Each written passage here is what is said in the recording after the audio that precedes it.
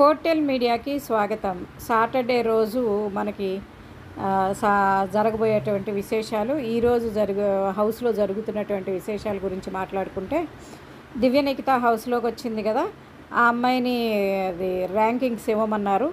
తర్వాత రాము రాథోడ్ ఉన్నాడు కదా, రాము రాథోడ్ని కన్ఫెషన్ రూమ్లోకి పిలవడం జరిగింది. ఇకపోతే మీ వాళ్ళకి ఎవరికైనా ఓటేసుకోవాలనుకుంటే today is the last day, మీ అందరికీ తెలుసు కదా. దయచేసి మీరు ఎవరికి ఓటేయాలనుకుంటున్నారో వాళ్ళకి ఓటేసుకోండి. ఇకపోతే Emmanuel new captain of the house, కొత్తగా కెప్టెన్ అయ్యాడు. ఇమానియేల్ ఎలా కెప్టెన్ అయ్యాడు అంటే, దివ్యనిఖితని ర్యాంకింగ్స్ అడిగాడు బిగ్ బాస్. ఆ ర్యాంకింగ్స్ అడిగినప్పుడు దివ్యనిఖిత ర్యాంకింగ్స్ ఇచ్చింది.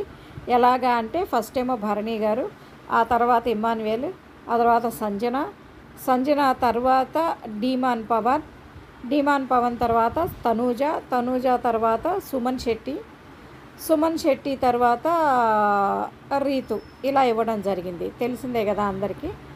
అయితే ఏమైందంటే, ఇక్కడ ఇచ్చిన తర్వాత ఇలా ఇచ్చిన తర్వాత ఒక జాకెట్ వేసుకోమన్నారు. ఆ జాకెట్ అంటే ఎవరైతే అప్ టు 7 ఉన్నది రీతు వరకు ర్యాంకర్స్ ఉన్నారో వీళ్ళందరూ కెప్టెన్సీ కంటెండర్స్గా తీసుకోవటం జరిగింది బిగ్ బాస్.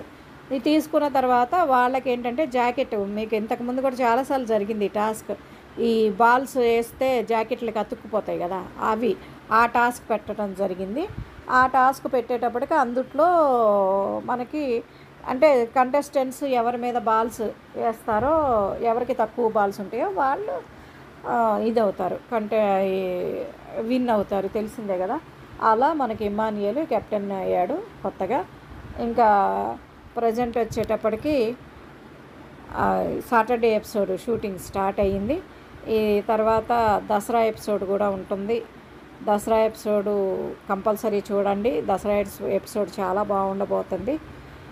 ఇంక ఇది మనకి జరిగేటువంటి విశేషాలు, ఎందుకంటే పెద్దగా ఏమి లేదు. So stay tune with Fortel media, ముందుగా అన్ని విషయాలు తెలుసుకోవడానికి.